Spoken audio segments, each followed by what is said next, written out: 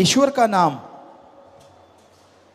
अल्लाह वाहिगुरु मालिक का नाम है क्या?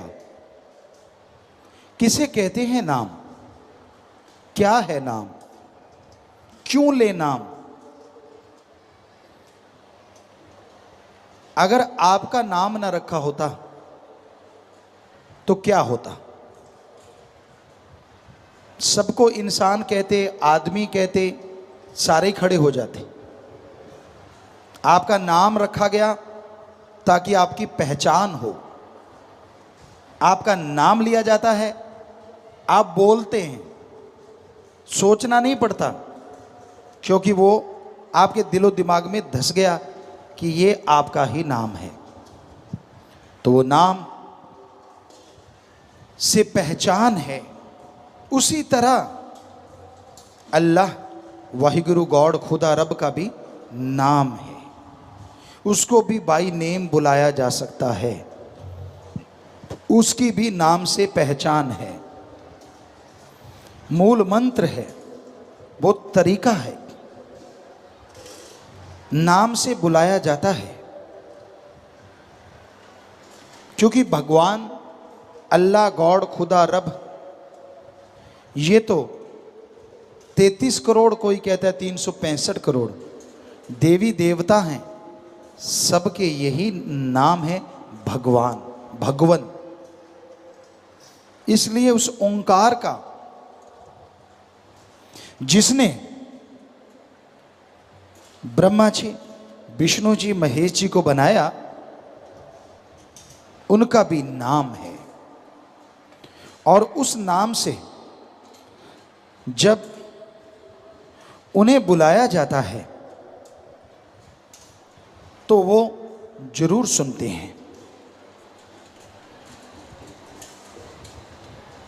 नाम लेना क्यों जरूरी है? 84 लाख शरीरों में ये आत्मा भटक के आई है, जो आज मनुष्य शरीर धारण किए हुए है। और 84 लाख जन्मों के अगर एक एक कर्म भी जोड़ें तो 84 लाख कर्म बनते हैं, जिन्हें हमारे धर्मों में संचित कर्म कहा गया है। इन कर्मों का लेखा जोखा इंसान को देना पड़ता है, जीते जी। उदाहरण के तौर पे, आप मेहनत करते हैं, इस जन्म में कोई बुरा कर्म भी नहीं किया, खूब मेहनत करते हैं, फिर भी आप सक्सेस नहीं होते, फिर भी आप सफल नहीं होते। इसकी मेन मुख्य वजह है संचित कर्मों का चक्कर। जन्मों जन्मों के पाप कर्म जो आदमी से जुड़ गए हैं, आपके आड़े आते हैं, आपके रास्ते में आते हैं, जिसकी वजह से बहुत मेहनत करने के बावजूद आपको फल बहुत कम मिलता है। आप तंदुरुस्त हैं, सही सलामत हैं, अचानक से बीमार हो जाते हैं, बहुत बुरा हश्र होता है। ये भी संचित कर्म। तो इनसे बचाव एकमात्र तरीके से होता है, और वो है प्रभु का, अल्लाह का, वाहिगुरु का पवित्र नाम। उसका नाम लेके पुकारेंगे, पहाड़ जैसे कर्मों को वो कंकर में बदल देगा। पहाड़ जैसे कर्मों को वो पल में चकनाचूर कर देगा। यानी आने वाला कोई रोग इतना भयानक हो जिसकी वजह से आप महीनों सालों चारपाई पे पड़े रहें, दुखी होते रहें, हजारों लाखों रुपया भी लग गया, परेशान भी आप बहुत हो रहे हैं, तो कितना अच्छा हो कि आने वाला वो भयानक रोग आने से पहले ही कट जाए। एक तो महीनों सालों बिस्तर पे नहीं लेटना पड़ेगा। शरीर एक बार बीमार होता है ना, तंदुरुस्त होने में बहुत टाइम लगता है। दूसरा, लाखों हजारों रुपए जो खर्चा होना था वो भी बच गया। क्या इससे लाभदायक कोई सौदा और हो सकता है? इसलिए मालिक का नाम लेना चाहिए। नाम लेने पे कोई दाम नहीं लगते। बिना दाम के प्रभु का नाम, ईश्वर का नाम मिलता है। जो सच्चे दिल से उस परम पिता परमात्मा का, अल्लाह गॉड खुदा राम का नाम जपते हैं, अभ्यास करते रहते हैं, आने वाला जीवन सुखमय हो जाता है। आने वाले जीवन में तंदुरुस्ती बनी रहती है। दुख में सुमरन सब करें और सुख में करे न कोय, जो सुख में सुमरन करे तो दुख काहे को होए। जब दुख आता है, गम चिंता परेशानियां आती हैं, सब लोग सुमरन करते हैं, सब लोग भक्ति करते हैं, और सुख में भगवान को याद नहीं करते। कहते हैं भगवान हमें याद ही नहीं। तो आने वाले कर्म कटेंगे कैसे? क्या आप दुख को उड़ीकते हैं? इनडायरेक्ट, अप्रत्यक्ष आप दुख को ही उड़ीकते हैं कि जब दुख आएगा तब मैं सुमरन करूंगा। क्यों आए दुख? क्यों नहीं सुख में सुमरन करते? जब घर में सुख शांति है उसमें सुमरन कीजिए, उसमें भक्ति कीजिए। आपके आने वाले दुख कट जाएंगे और सुख में किया गया सुमरन फलता फूलता भी बहुत ज्यादा है। जब आप सुखी होते हैं, जब आप खुश होते हैं, तभी अच्छे गीत गाते हैं, वरना तो गम भरे गीत ही ज्यादा अच्छे लगते हैं। जब आपका मूड ठीक होता है तभी पांव थिरकते हैं, वरना चारपाई से उठने को दिल नहीं करता। इसलिए सुख में जब राम अल्लाह वाहिगुरु गॉड का नाम लोगे तो ज्यादा रुचि से लोगे, पांव थिरकेंगे उसकी याद में, और वो सारी जिंदगी आपके लिए सुखमय हो जाएगी। अच्छे मूड में अच्छा काम करो, ना कि बुरा कर्म करो। संत भक्त, सावन भादों का जो महीना चल रहा है, इसमें उमंग तरंग शरीरों में बड़ी उठती है। कहते हैं खून में बदलाव, यानी गर्मी से एक मौसम एकदम से सुहावना, बड़ा ही बॉडी को फील होता है, चाहे डॉक्टरी हिसाब से देखो। तो उसमें फिर वो अपने भगवान सतगुरु अल्लाह वाहिगुरु मौला को याद करते हैं। अगर वो दर्शन नहीं देता तो वैराग्य में तड़पते हैं। इस मौसम में तड़पना भी एक अलग तरह की तड़प बन जाती है, जिससे मालिक जल्दी दर्शन देने लगते हैं। मौसम बहार, दुनियादारी लोग दुनियादारी में मस्त पागल हो जाते हैं, और मालिक के यार मालिक में पागल हो जाते हैं, बात को पा जाते हैं। इसलिए मौसम कोई भी हो, गर्मी सर्दी बहार, लगातार किया गया सुमरन, लगातार की गई भलाई, लगातार की गई परहित सेवा आपके पूरी लाइफ में मौसम बहार बना के रखेगी। गर्मी सर्दी आपको नहीं लगेगी।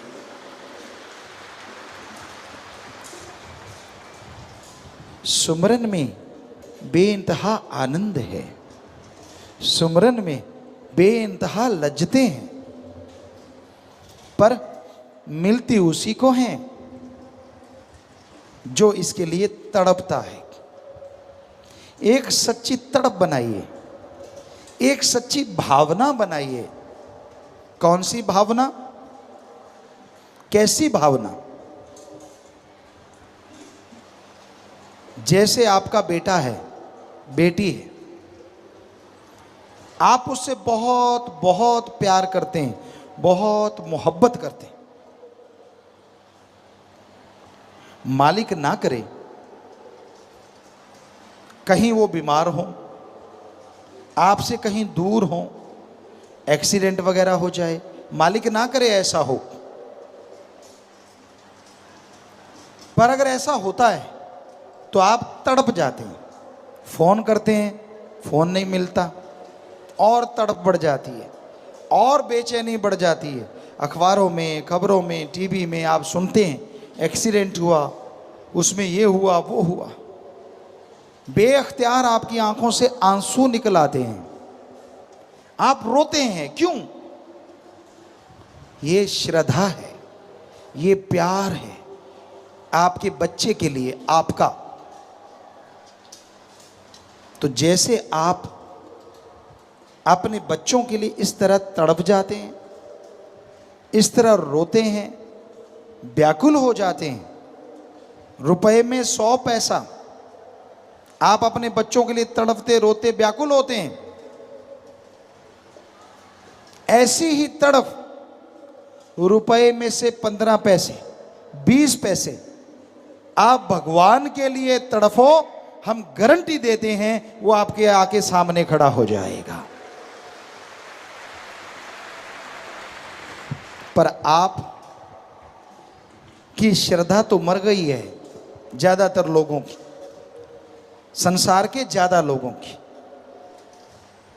उनकी श्रद्धा है पैसा। धार्मिक जगह पे जाओ, हम जाते थे सभी धर्मों में, हमने कहा जी यहां क्या करना होगा? आपने भी सुना होगा, कहते जो तेरी श्रद्धा चढ़ा दे। हमने कहा श्रद्धा तो चढ़ाई नहीं जाती, बनाई जाती है।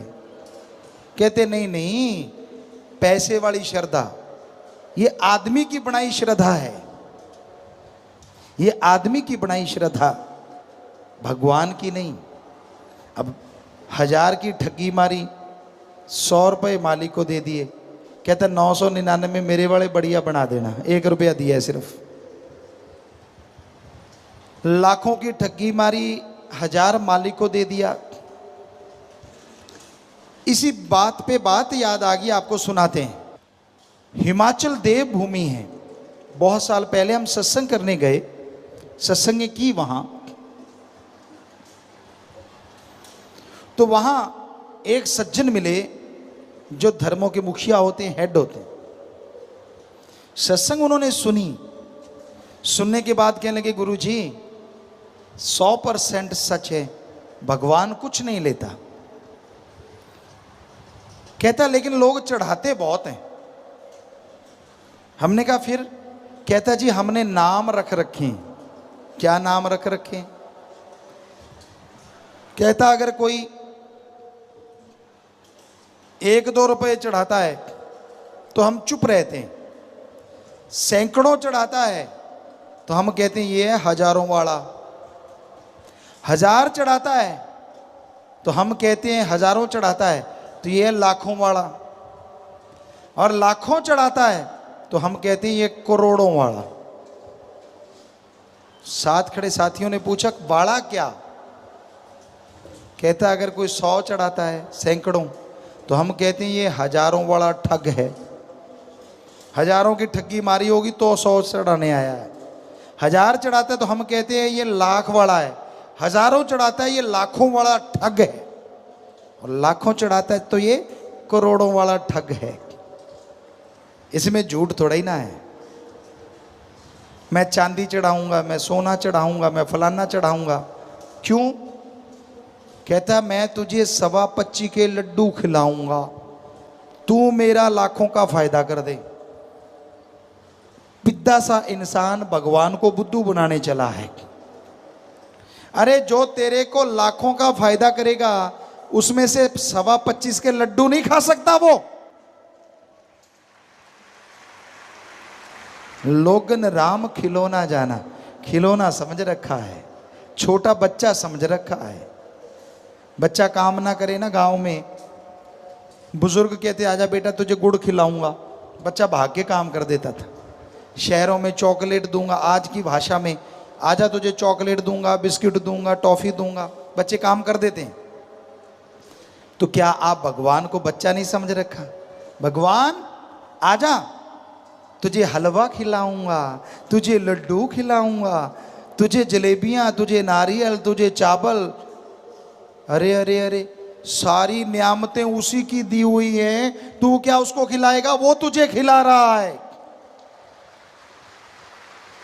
तो लोगन राम खिलौना जाना, बच्चा समझ रखा है उसे। हर कोई बुद्धू बनाने पे उतारू है। ये भगवान का क्या है, उसको तो मूर्ख बनाया जा सकता है। ये भूल जाते हैं वो सबका बाप है, सबको बनाने वाला है। एडा भोला खसम नहीं जेड़ा मकर चलित्र ना जाने। ਇਹਦੇ घर विच उहियो बस सकती जिहड़ी सब चतराइयां भुल जावे। कि इतना भोला नहीं है वो अल्लाह वाहिगुरु राम खसम, जो आपकी चालाकियां, आपके मकर, आपकी शातराना चालों को ना समझे, वो सब जानता है। ਇਹਦੇ घर विच उहियो बस सकती जिहड़ी सब चतराइयां भुल जावे। दीनता, नम्रता, अंदर साफ बाहर साफ, व्यवहार का साफ। व्यवहार कहते ही ये लगता है ये क्या कह दिया, क्योंकि आजकल व्यवहारों का तो बुरा हाल है। पैसे लेगे तो टाइम पे मोड़ते नहीं, मांगने जाओ तो आगे से लठ निकाल लेते हैं। ये व्यवहार है। लोगों का हक मार के छीनते हैं। छोटी सी डॉल के लिए जमींदारों की बट होती है सांझी, धक्के से 2 फुट उधर धकेल देते हैं, वो दूसरे वाला 3 फुट उधर धकेल देता है। दानों फसल जो है उसकी तरफ ध्यान नहीं देते, वो डॉल को ही धकने में लगे रहते हैं। और एक दिन उस छोटी सी डॉल के लिए झगड़ा होता है, मारकूट, यहाँ तक कि एक दूसरे को मार देते हैं। वो डॉल वहीं की वहीं रह जाती है। एक खत्म हो गया, एक जेल में चक्की पीसता है, बर्बाद हो जाते हैं। तो व्यवहार के सच्चे बनो। आप सत्संगियों, मालिक से प्यार करने वालों, ऐसा व्यवहार होना चाहिए। आप किसी से उधार लेते हो पैसे, आप 6 महीने में वापस कर सकते हो, टाइम 8 महीने का ले लो कि भाई साहब मैं तो 8 महीने में आपके वापस कर दूंगा। मजा तब है 8 की जगह 6 या 7 महीने में उसके घर में वापस दे आओ कि ले भाई तेरे पैसे, मजा आ जाए। यह है सच्चा व्यवहार। आप बहुत अमीर हैं, कोई गरीब है, जरूरतमंद है, आपके पास बहुत पैसा है, आप उसको उधार देते हैं, रुपया सैकड़ा, चलो 2 रुपये सैकड़े, 1.5 रुपये सैकड़ा, जो भी आप देते हैं, उसे कहिए कि भाई ये ब्याज लगेगा, ये पैसा ले ले। और वो जब पैसा लौटाने आए, मज़ा तब है जब आप उसका ब्याज उसके वापस हाथ में थमा दो कि भाई तेरा काम सर गया, मेरे को ब्याज की जरूरत नहीं है, भगवान तेरा भला करे, मजा आ जाए। ये होना चाहिए सत्संगी का व्यवहार। अगर व्यवहार पूछते हो हमसे कैसा होना चाहिए, तो ऐसा होना चाहिए। पर कई तो ब्याज का ही खाते हैं। चक्कर ये है, डक्का तोड़ना नहीं, बैठे बैठे ब्याज पे दिए, जो आया खा लिया, ये दिए उधर खा लिया। तो उनके लिए 10-15% आप ब्याज ले लें, ज़्यादा नहीं। 5 रुपये सैकड़ा, 10 रुपये सैकड़ा लोगे तो भरोगे जगह जगह।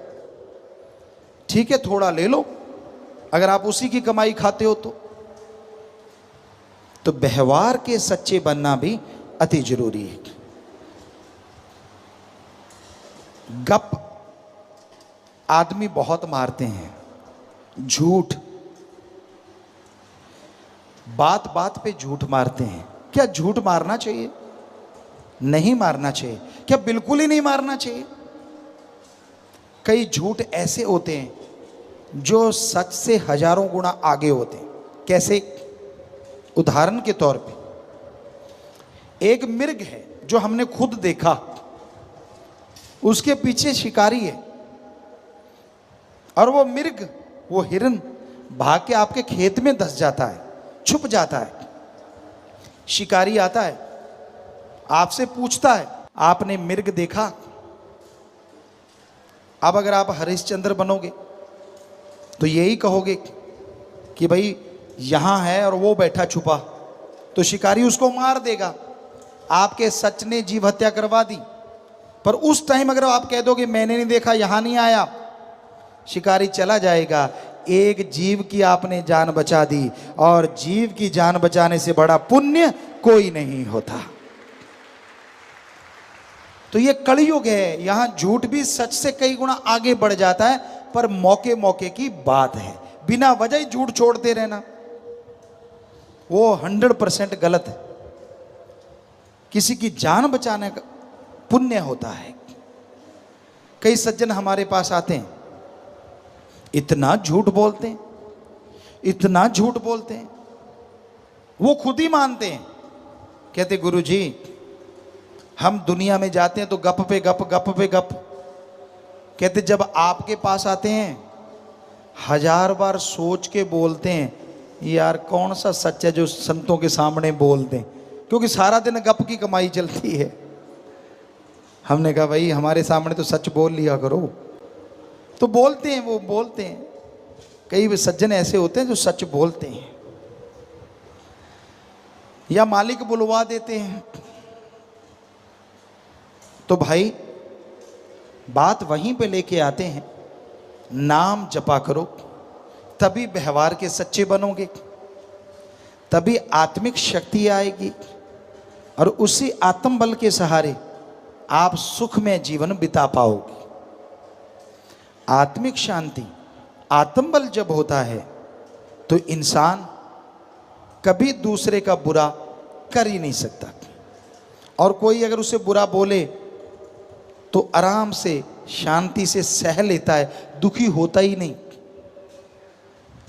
और जब सामने वाले को आप कुछ बोल रहे हैं वो दुखी नहीं हो रहा, तो जितना बोला है वो बोलने वाले के ऊपर ही लागू हो जाता है।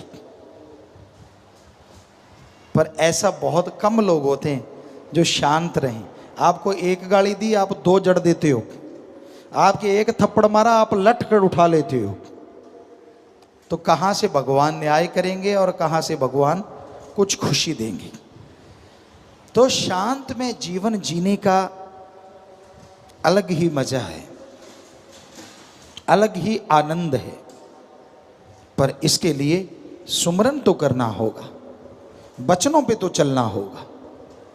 जो वचन नहीं मानते, मनमता गलतियां करते रहते हैं, वो दुख भी जरूर भोगते हैं, तकलीफ भी उन्हें उठानी पड़ती है। उस समय से डरो जब वो हिसाब करेगा, क्योंकि उसका हिसाब बड़ा परफेक्ट होता है। दशमलव की भी गलती की गुंजाइश नहीं होती, 0 भी कम ज़्यादा नहीं लगने देता। इधर दशमलव लगनी है या उधर लगनी है, ये भी पूरा ध्यान रहता है। इसलिए उसका हिसाब हो, उससे पहले पहले आप राम नाम से अपना हिसाब क्लियर कर लो। उसने मौका दिया है आदमी को कि नाम ले ले, सुमरन कर ले, और तेरे सारे पिछले कर्म खत्म होते जाएंगे, जितने भी पाप कर्म हैं, और जिंदगी खुशनुमा होगी, सुखमय होगी। तो भाई ये तभी संभव है जब आदमी पीर फकीर की सत्संग सुने, सुन के वचन माने, तभी सुख मिलता है, तभी खुशियां मिलती हैं, तभी परमानंद मिलता है। तो जरूरी है आप मालिक का नाम जपें, जिस पे कोई दाम नहीं लगते। जिस पे कोई धर्म जात मजहब नहीं छोड़ना पड़ता, जिसके लिए दर बदर नहीं जाना पड़ता।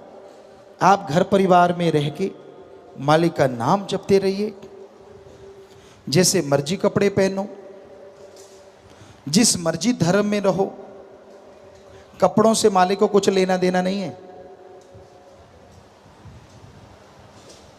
मालिक जब पहचान करवाता है तो कपड़ों की जरूरत नहीं होती। मालिक जब भेजता है तो कपड़े पहन के नहीं भेजता। क्या कोई पैंट शर्ट पहन के पैदा हुआ है? नहीं, सब नंगे आते हैं। ठीक है, मालिक ने सद्बुद्धि बख्श दी, नंगे रहना नहीं। इसका मतलब ये नहीं है कहीं आप सोचो पिताजी ने कह दिया कपड़े ही ना पहनो। ये खोपड़ा किस लिए दिया है? ये मालिक ने इसलिए दिया है कि आप इसका इस्तेमाल करें और जिससे भावना शुद्ध रहे वैसे बन के रहें। सो जैसा आपका दिल करे कपड़े पहनो, कोई रोक टोक नहीं। भावना शुद्ध होनी चाहिए, भावना पवित्र होनी चाहिए, तभी मालिक मिलता है, कपड़ों से नहीं मिलता। पीर फकीर भी कई बार कई लोग मिलते हैं, हम तरह तरह के कपड़े पहनते रहते हैं। जब से साथ संगत ने कहा, रूहानी जाम शुरू हुआ कि पिताजी बदल बदल के पहनो, तो हम बदल बदल के पहनते। खास करके नई जगहों पे जाते हैं और हैरानी ये होती है, कईयों के दिल में होता है कि पिताजी ने सफ़ेद कपड़े नहीं पहने, कहीं पैंट शर्ट पहन रखी है, कहीं कैपरी है, कहीं 3/4 है, कहीं कुछ है, कहीं कुछ है, स्लीवलेस है, कहीं बाजू वाला, कभी कुछ कभी कुछ। कि अब नाम कौन लेगा? और बिना सत्संग बिना समझाए सैकड़ों लोग बैठ के नाम ले जाते हैं, क्योंकि फ़कीरों को कपड़ों से कोई लेना देना नहीं होता। वो मालिक का नूर छुपाने से छुपता नहीं, लोग बता देते हैं, लोगों को बता देता है मालिक कि भाई आपके लिए फ़कीरों को भेजा है, आप भक्ति में जुड़ जाओ। सो कपड़ों से कोई मतलब नहीं कि आप कैसे पहनते हो, पर विचार शुद्ध होने चाहिए। और कपड़े खास करके बहनों के लिए इतने ऐसे भी ना हो जिसमें नंगेज बाहर आ जाए, ये बिल्कुल गलत है। आप किसी को उत्साहित करते हैं और बाद में गुंडागर्दी होती है, दोष उसको देते हैं। तो आप सब जानते हैं पढ़ा लिखा टाइम है, तो भाई बताना हमारा फ़र्ज़, माना ना माना आपकी मर्जी। हर कोई मर्जी का मालिक है, किसी का कोई गुलाम थोड़ा ही ना है। और जो भगवान के गुलाम बन जाते हैं उनके सामने त्रिलोकी का राजा भी कुछ नहीं होता। बेफिक्र मस्ती की जिंदगी जीते हैं, परमानंद में हर समय गुजरता है। भगवान का नाम सुखों की खान है, अच्छे भागों वाला, अच्छे नसीबों वाला। इंसान सत्संग में चल के आता है, कैसे होते हैं उसके अच्छे नसीब, अच्छे भाग्य। हमारे जितने भी धार्मिक पवित्र ग्रंथ हैं सब में ये लिखा है, जिन पे कृपा राम की वो सत्संग में आए। कि जिन पे भगवान अल्लाह वाहिगुरु राम की कृपा होती है वही इस कलयुग में सत्संग में आता है। हथाई करना, गपशप मारना, कोई वहां निमंत्रण पत्र नहीं देता, न्यूंदा नहीं देता, फिर भी लोग भाग भाग के बैठते हैं सिर जोड़ जोड़ के। मेले मुजरे पे जाना कोई नियमदा नहीं आता, फिर भी लोग भागे जाते हैं। सर्कस सिनेमा में जाना पैसा भी देते हैं और फिर भी भागे जाते हैं। राम नाम से लोग कन्नी कतराते हैं। राम नाम सुनना हो, लोग आके हाथ भी जोड़ते हैं, चलो भाई सत्संग सुनो, चलो भाई राम का नाम सुनो, तो भी कहते हैं भाई देखूंगा। ले भाई देखेगा क्या, बस एहसान करता है, फिर भी मैं आऊंगा, चल तू इतना कहते है तो मैं आऊंगा। अरे आएगा तो खुद का भाग बनाएगा, उस पे क्या एहसान है? उसका तू शुक्र मना जो तुझे बता रहा है, तुझे प्रार्थना कर रहा है। और वो प्रार्थना क्यों करता है? क्योंकि उसको भी भगवान खुशी देगा जो भगवान से भगवान की औलाद को मिलाएगा।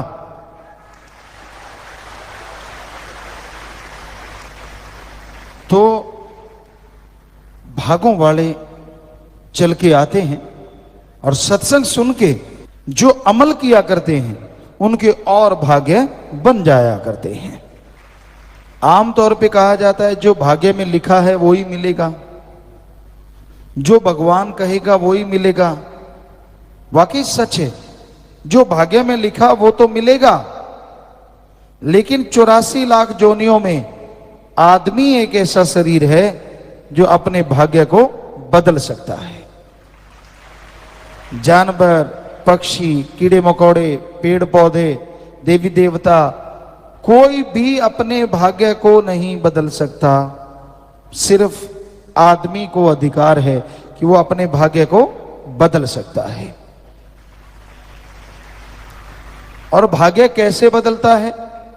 आदमी सत्संग सुने, सुन के अमल करे, संत जो वचन कहें उनको माने तो भाग्य बदलता है। सिर्फ सुन के छोड़ देने से भाग्य नहीं बदलता। उसका पुण्य तो जरूर मिलेगा, आपकी आत्मा के खाते में जमा तो जरूर हो जाएगा, लेकिन ये नहीं है कि उससे आपका भाग्य बदल जाएगा। अगर आप भाग्य बदलवाना है, भाग्य बदलना चाहते हो, तो आपको संतों के वचन सुनने होंगे, सुन के फिर मानने होंगे। सुन के जो मानते हैं, सुन के जो अमल करते हैं, उनके ही भाग्य बदला करते हैं। संत ऐसा क्या कहते हैं जो मानना चाहिए? संत कहते हैं तेरा असली जो काम इस दुनिया में है वो है भगवान का नाम लेना। ओम हरि अल्लाह वाहिगुरु गॉड, खुदा रब ईश्वर प्रभु परमात्मा भगवान मालिक, अरबों नाम हैं जिसके, पर वो एक है। उसका नाम जपने के लिए हे इंसान, हे आदमी, तुझे भगवान ने यहां भेजा है, इस धरती पे भेजा है। क्या होगा भगवान का नाम जपने से? जीते जी गम दुख दर्द चिंताएं मिट जाएंगी और मरणोपरांत गम दुख दर्द सब दूर हो जाएंगे। गम दुख दर्द चिंताएं सब मिट जाती हैं, चिंता मुक्त हो जाता है आदमी। जीते जी मुक्ति मिले और मरणोपरांत मुक्ति मिले, इसी का नाम सच्चा मोक्ष। जीते जी गम दुख दर्द चिंता बीमारियों से, मरने के बाद आवागमन से। कोई आदमी कहे जी मैंने तो नाम लिया है, मेरे तो जीते जी बीमारियां तो खत्म हुई नहीं, टेंशन तो खत्म हुई नहीं, समस्याएं तो खत्म हुई नहीं। क्या तू घंटा सुबह शाम नाम जपता है? क्या तू संतों के वचनों पे अमल करता है? कर, लिख के गारंटी ले ले, जीते जी गम दुख दर्द चिंताएं सारी मिट जाएंगी। कहता नहीं, नाम नहीं जपा जाता, वो तो आप ही जपो। तो फिर कर्म भी आप ही भुगतो। बताओ क्या किया जाए? संत तरीका बताते हैं। डॉक्टर कहता है तेरा जख्म है, इसको इस मरहम लगा ठीक हो जाएगा। कहता नहीं, मरहम थे ही लगाओ। तो डॉक्टर मरहम लगाएगा, जख्म तेरा किया भर जासी भाई बोल। तो बात वही है कि राम नाम तो खुद को जपना पड़ेगा। जपोगे तो गम दुख दर्द चिंता परेशानियां जीते जी 100% खत्म होंगी और मरने के बाद मुक्ति मिलेगी। इसका आपको अंदर से भगवान यकीन दिला देंगे, आपको दिखा देंगे। तो यही जरूरी है, संत के वचन सुनो और अमल करो। जब तक जीव मानता नहीं, उसे वो खुशियां नहीं मिलती जिसका वो अधिकारी है। उसे वो भगवान के दर्शन नहीं होते जिसके करने का मालिक ने उसको हुक्म दिया है या शक्ति दी है। बाकी शरीर तो सहन ही नहीं कर सकते भगवान के नूरी स्वरूप को। एक मनुष्य शरीर है जो भगवान के नूरी स्वरूप को सहन कर सकता है, पर ये सुमरण करेगा तभी सहन करने के काबिल बनेगा, वरना ये भी सहन नहीं कर सकता उसके नूरी स्वरूप को। कई कह देते हैं ना, चलो हम तो नहीं देख सकते, भगवान ही दर्शन दे दे। कहते मूसा ने सुई के नक्के में से, सुई का नक्का मतलब इतनी सी जगह जो दोनों उंगलियों चारों के बीच में है, सुई का नक्का जिधर धागा डलता है, उतनी सी जगह में से, मतलब उतना अल्लाह का नूर देखा था और वो कोमा में चला गया था। इतना ज्यादा नूर था, इतनी ज्यादा खुशी थी कि उसे झेल नहीं पाया। उसके बाद अल्लाह ने कहा इबादत किया कर, फिर तुझे नजारे दिखाऊंगा। फिर इबादत की, फिर नूरी स्वरूप नजर आया। तो लोग कहते भगवान तो है उसको किसने रोका, वो दर्शन क्यों नहीं देता? भगवान ने आपको पागल बनाना है क्या सबको? वो दर्शन देता जाए और सारे के सारे पागल झेल ना पाए, दिमाग उड़ जाए, तो फिर कहोगे भगवान को तो पता था, उसने क्यों दिए दर्शन? छोड़ना तो है नहीं उसको, अपने पे तो बात लेनी नहीं। पहले कि देता क्यों नहीं, फिर दिए क्यों? तो इसलिए उसको सारा पता है आप क्या क्या बोलोगे, देता ही नहीं वो, जब तक आपका शरीर उसके काबिल नहीं बनता। और काबिल बनाने के लिए लोग आते हैं सत्संग में, काबिल बनाने के लगाते हैं संत सत्संग। सत्संग सुनो, नाम ले लो भाई, नाम लेके उसका जाप करो भाई, जाप करोगे शरीर उसके लायक बनेगा, फिर वो भगवान आपको हर जगह नजर आएगा, कण कण में नजर आएगा, और आपकी खुशियों का लेवल बढ़ता ही चला जाएगा, बढ़ता ही चला जाएगा। तो सुमरन तो करना पड़ेगा, सुमरन नहीं करोगे मन का नहीं भरोसा। मन कोई छोटी मोटी बात थोड़ी ना है, ये दो धारी तलवार है, दो धारी, इसके इधर भी तलवार के धार है और इधर भी धार है। पहले ये गलतियां करवाता है आदमी से, पाप कर्म करवा लिए, वचन नहीं मानने दिए, बुरे कर्म करवा लिए। अब अगर संत पीर फकीर फिर माफी कर दें कि चल भाई तुझे माफी है, मन फिर दूसरी तरफ चल पड़ता है, अब तुझे खुशी मतलब ही नहीं है, अब तो तू निगाह में गिर गया, अब थोड़ी ना तू वहां पहुंच सकता है, हो ही नहीं सकता, मतलब ही नहीं है। तो मन ऐसी जाले में ताकत है, दोनों तरफ से नहीं छोड़ता। पहले गलती करवाता है तो गलती करवा देता है, इसलिए नहीं छोड़ता। फिर संत पीर फकीर माफ कर दें, मानने नहीं देता कि तुझे खुशी मिलेगी। तो संत पीर फकीर अगर माफ कर दे ना, भगवान भी उसे नहीं रोकता, वो माफ कर देता है कि जब फकीर ने कर दिया मेरी तरफ से भी माफ। वो कहते हैं भगवान की बांधी भक्त छुड़ावे, भक्त की बांधी कौन छुड़ावे? भगवान। यानी भगवान अगर कोई ऐसा कर भी देना भक्त को, तो संत गुरु जो होते हैं वो मालिक से दुआ करके भगवान के शराफ को खत्म कर देते हैं।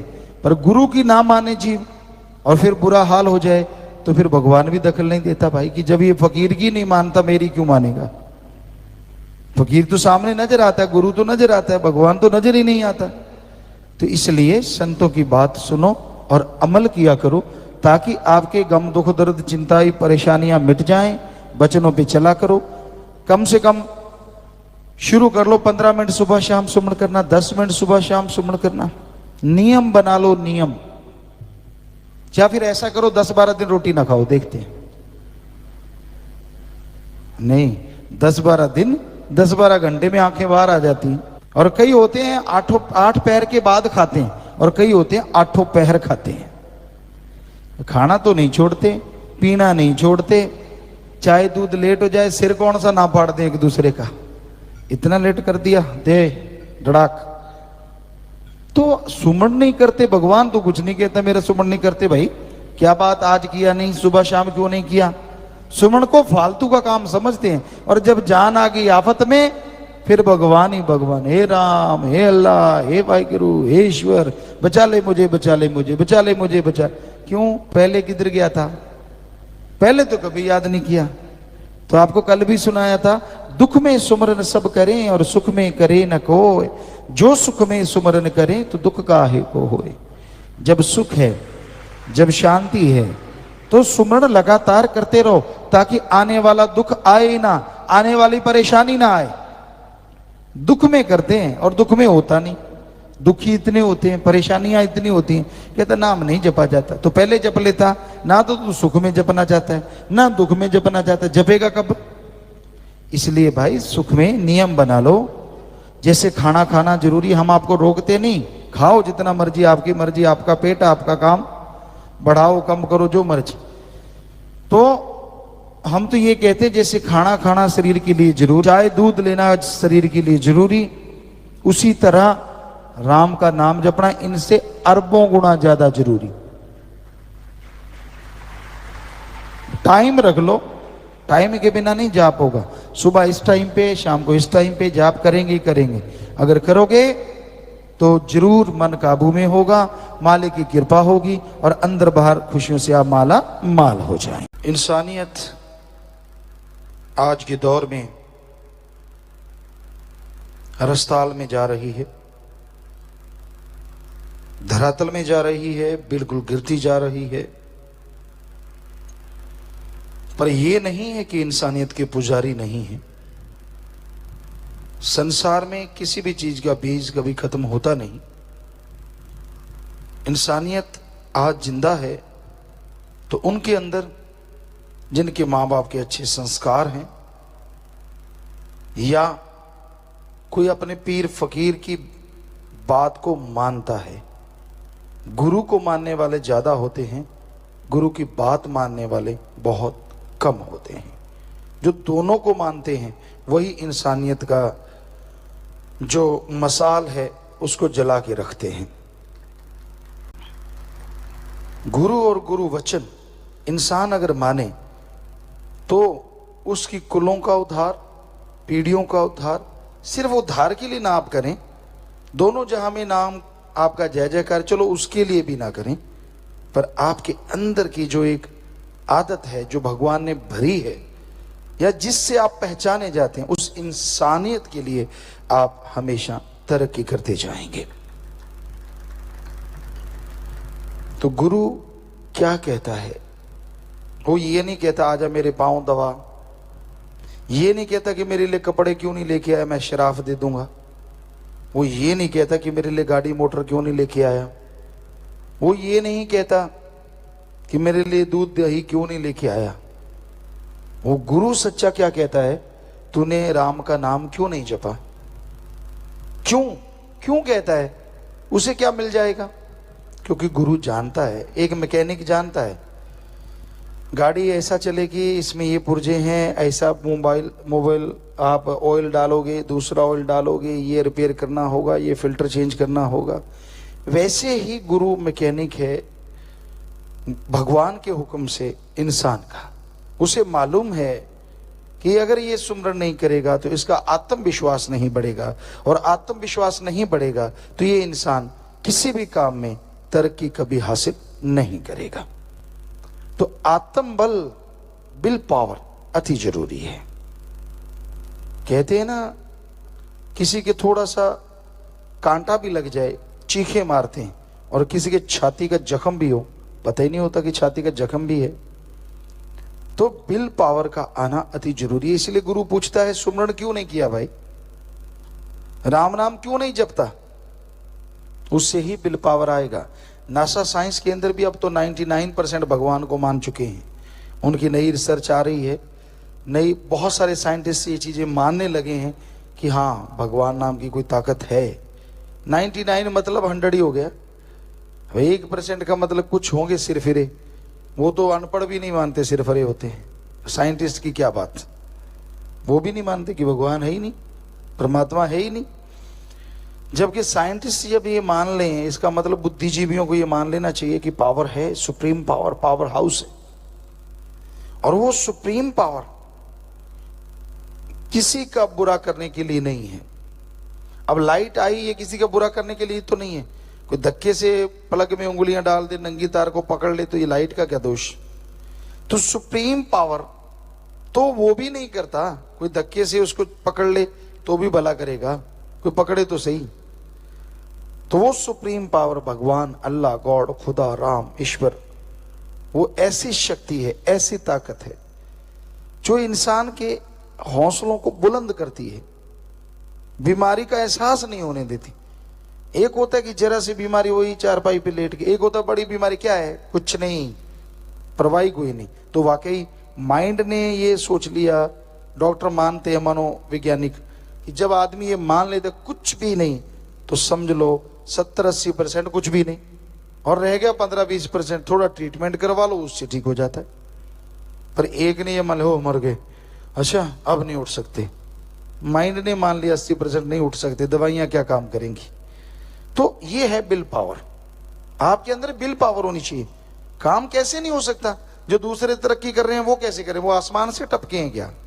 आप भी काम में तरक्की कर सकते हैं। भाग्यशाली आप नहीं है, अनलक्की आप नहीं है, आपकी सोच है। इसको बदलना जरूरी है, और ये बदलेगी सुमरन के द्वारा। कहते ना, मोहम्मद गोरी था या कौन था, उसने देखा कि 16-17 बार हार गया, चींटी को चढ़ते हुए देखा और वो 17 बार गिरी और 18वें बार चढ़ गई। कहने लगा ये छोटा सा जीव मेरे से तो ताकतवर है, मुझे शर्म आनी चाहिए, लानत आनी चाहिए। ये फिर भी चढ़ गई और मैं आराम से बैठ गया कि नहीं मैं नहीं जीत सकता, तो अगली बार वो भी जीत गया, यानी कॉन्फिडेंस लेवल हाई हो गया। तो यही जरूरत है, गुरु इसी पे जोर देते हैं पीर फकीर, कि अपना कॉन्फिडेंस, अपना आत्मविश्वास बुलंद रखो, हौसले बुलंद रखो, तो मंजिलें आपके कदम चूमेंगी, आपको मंजिल तक जाना ही नहीं पड़ेगा। तो हौसले बुलंद होंगे सुमरन से, परमार्थ से, परहित यानी अपने शरीर को छोड़ के दूसरों का भला करना। शरीर को छोड़ना नहीं है, आत्मरक्षा तो करनी है। मतलब सारा दिन इसी पे लगे रहना, सारा दिन बाल बच्चे औलाद इसी में खोए रहना। कोई तो टाइम निकालो, हफ्ते में 2 घंटे, 10 घंटे, 5 घंटे, 4 घंटे, 1 दिन, 2 दिन, तो कम से कम उस टाइम में लोगों का भला करो, भले के लिए प्रेयर करो, और यहां तक संभव हो तन मन धन से आगे बढ़ो। तो वो जो टाइम है आपको असीम शांति देगा, और असीम शांति ही आत्मबल का दूसरा नाम है। जब आप टेंशन में खोए रहते हैं, नहा रहे हो, नहाते नहाते पता नहीं कहाँ चले जाते हो, वो हो जाएगा यार, वो हो जाएगा, और खुशी में है तो खुशी में उड़ते फिरते हो, नहाते नहाते पता नहीं ब्रह्मांड की सैर कराते हो, और जब देखते हो शरीर तो गिल्ला हुआ पड़ा, पहुंच ले पहले, मतलब हुआ या कुछ नहीं होता। तो कहने का मतलब अगर हम ये रोकते नहीं है आपको, बाथरूम सिंगर बनो, जो मर्जी बनो, लेकिन उस समय भी आपके हौसले बुलंद हो, यार अच्छा ही होगा, मालिक अच्छा करेंगे, वो बुरा कर ही नहीं सकते, कभी बुरा नहीं करते। ये आदमी अपने कर्मों की वजह से बुरा कर बैठता है, जैसे कर्म करोगे वैसा फल तो भोगना ही है। हाँ, कर्म आपसे हो गए बाई चांस, आप भोगना नहीं चाहते, तो गुरु इसीलिए तो बना है, और गुरु का काम क्या है, चलो आप बाई चांस जाने अनजाने में आपसे ऐसे कर्म हो गए जो भोगते समय भयानक होगा, पहाड़ होगा, तो आप राम का नाम जपो, परमार्थ करो, वो कंकर बन जाएगा। टेंशन ना लो, बस टेंशन छोड़ दो, जो होगा मालिक ने करना है, और जो मालिक के हो गए, मालिक उनका बाड़ बांका नहीं होने देता, ऐसी पावर है वो। पहले कहावत हुआ करती थी, कामा दे आके टग्गे नहीं मरते। बैल हल जोते थे और काग आते थे, उनको होता था यार ये मर जाए, इतना बड़ा है, चोंच मार मार के मांस खाएंगे, इधर उधर टपूसी मारते घूमते रहते, लेकिन उनके कहने से थोड़े ना बैल मरते। सो कुत्ते कितने भौंकते हैं, हाथी को कुछ होता है क्या, उसको कोई फर्क नहीं पड़ता। तो इसलिए जिनका आत्मविश्वास होगा वही हाथी बनेगा ना, वरना चूहा बन के बिल्ली में घुस जाते हैं।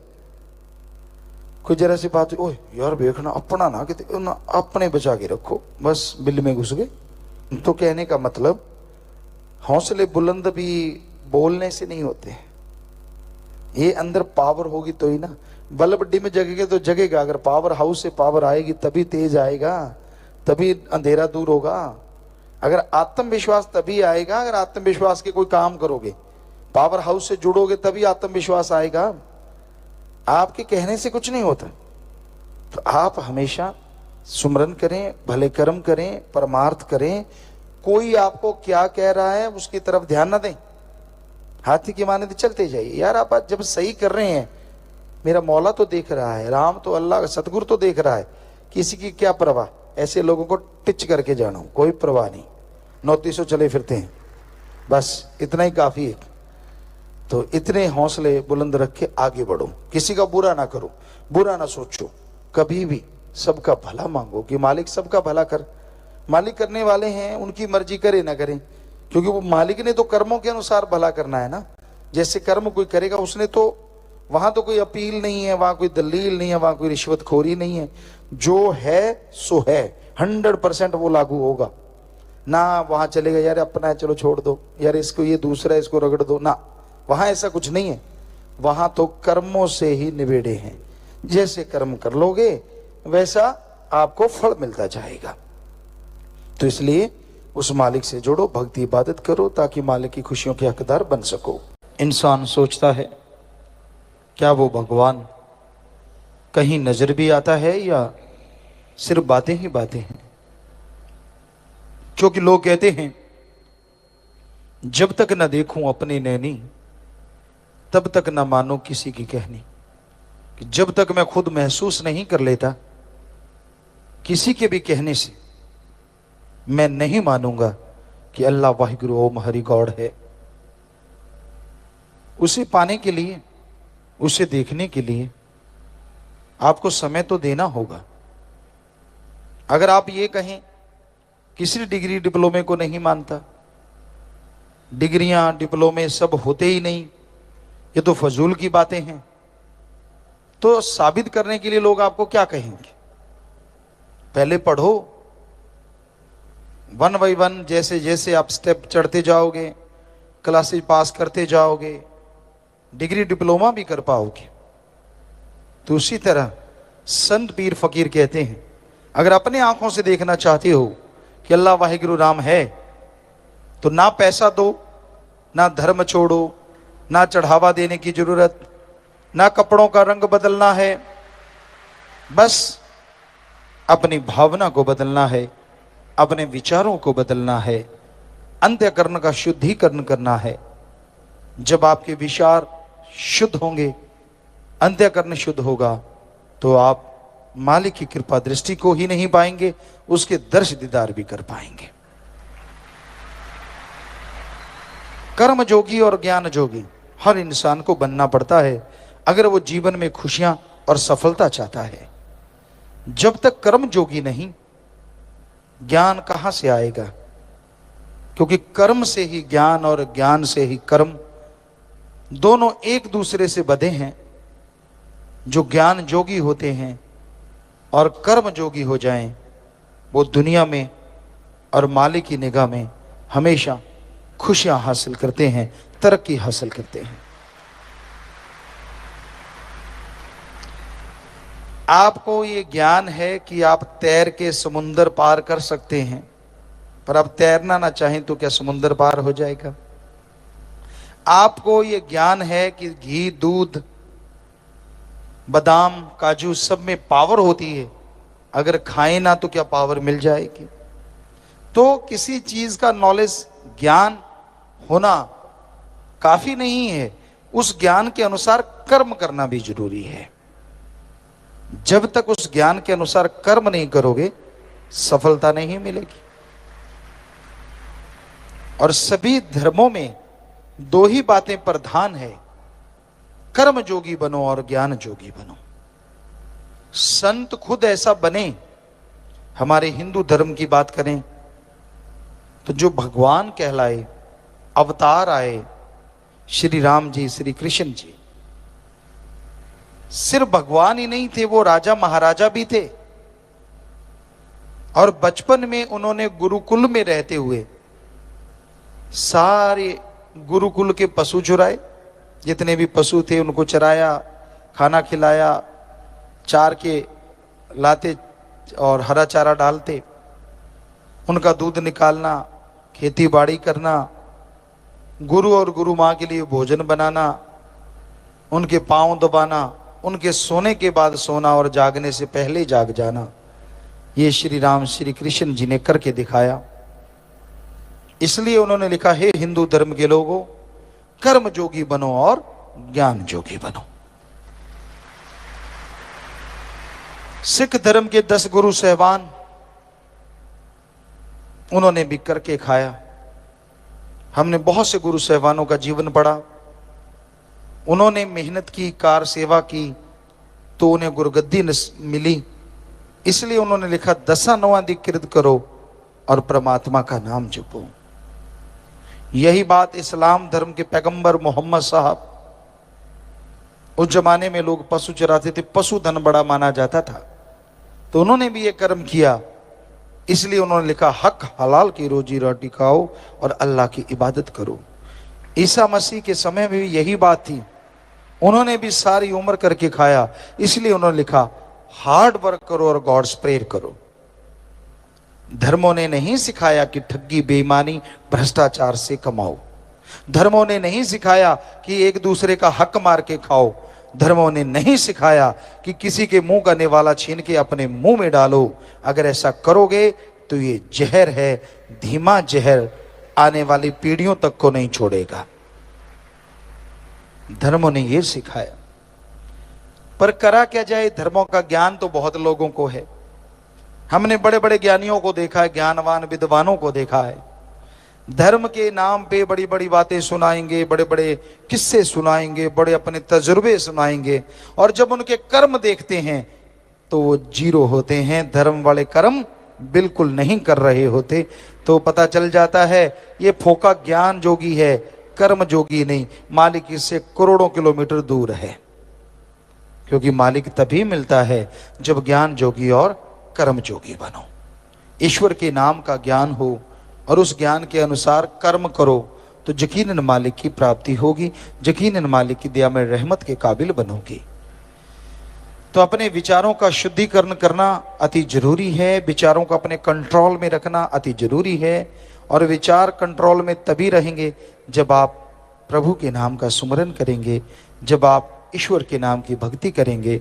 ईश्वर नाम की भक्ति तभी होगी जब आप सच्चा सत्संग सुनेंगे, और सत्संग सुन के गुरु मंत्र नाम कलमा लेंगे, उसके अनुसार जीवन गुजर बसर करेंगे।